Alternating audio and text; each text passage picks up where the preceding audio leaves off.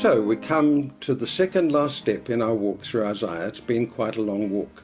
And you get the feeling as you come to the last two chapters that Isaiah is gathering himself together to decide what messages he would like to leave the world at the end of his ministry. Moses did the same thing. In Deuteronomy 27, he told the people, when you get into the promised land, you must gather every year at Shechem.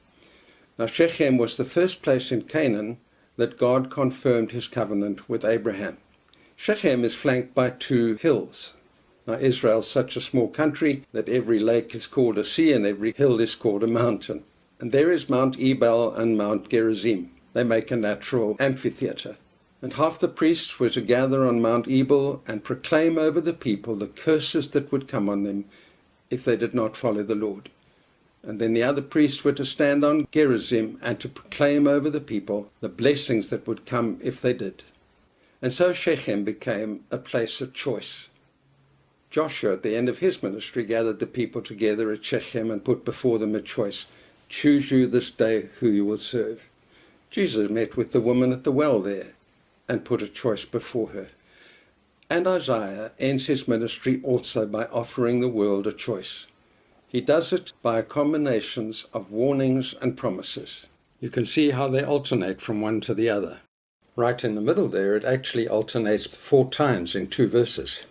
My servants will eat, but you will go hungry. My servants will drink, but you will go thirsty. My servants will rejoice, but you will be put to shame. My servants will sing out of the joy of their hearts, but you will cry out from anguish. Blessings and curses, warnings and promises. Jesus did the same thing in the Sermon on the Mount in Luke chapter 6, where he gives 4 woes and 4 blessings. Warnings, promises, curses, blessings, woe, joy. Red, white. That's why I've got these flowers here. So let's look for a few moments at the warnings that Isaiah gives. Out of all the sins in the world, what sin does he choose to focus on in the second last message? And it's a bit surprising. It's the sin of unacceptable religiosity. Hypocrites leave a real smell around the place, don't they? Give me an honest atheist rather than a religious hypocrite any day of the week. So what was unacceptable about their religion? Well, firstly, he says, you make sacrifices in your gardens. Well, that's a good thing, isn't it? Bringing your religion into your home. Yes, of course, that's a good thing. But it was forbidden to make sacrifices anywhere but in the temple. And this was disrespectful and disobedient. And then he says, you make offerings on the mountaintops, which of course in Israel means the hilltops. What was wrong with that? Well, again, it was disobedient. But more than that, that was how they used to sacrifice to idols, always on hilltops. Now, after the Babylonian captivity, Jews never went back to idolatry, but still some of it lingers in their bones, and it shows itself by these sacrifices on the hilltops, even though the sacrifices ostensibly are to the Lord.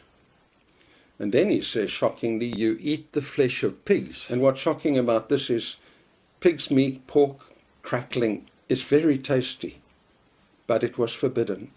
There are many things that our appetites wouldn't mind having, but they're forbidden, and so we must not allow them into our religion.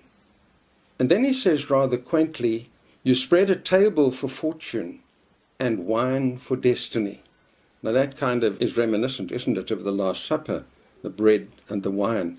And they're spread not in celebration of Jesus, but as a kind of lucky charm to destiny and fortune and fate. Christians can become very superstitious. Sometimes it's fairly shallow things. Other times it's a little more serious.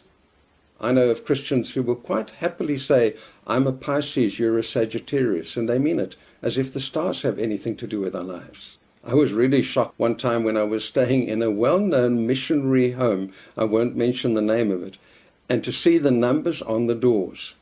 10, 11, 12, 12A, 14. They wouldn't put 13. I know of people who will not put red and white flowers together because they're superstitious. It's supposed to mean death. Wendy and I wanted red and white flowers at our wedding, and when we got there, they were pink and white. We should have asked for our money back.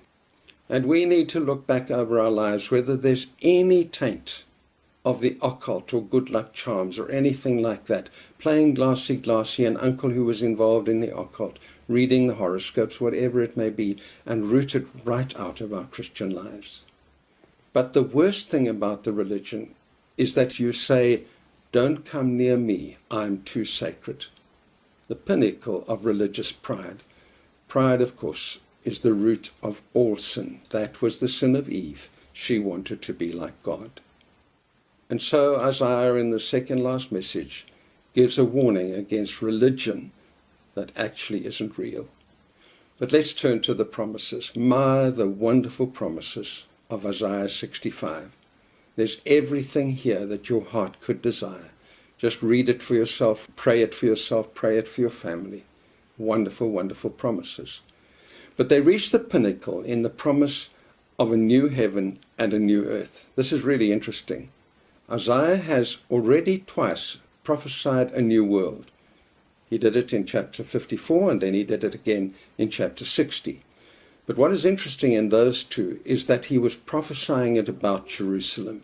And I think a part of him really hoped and felt it would be the real physical Jerusalem. Although in both of those prophecies, under the influence of God's inspiration, the prophecies end with something higher than that. But this time, in chapter 65, he starts straight out, I will create a new heaven and a new earth. This is going to be something out of this world.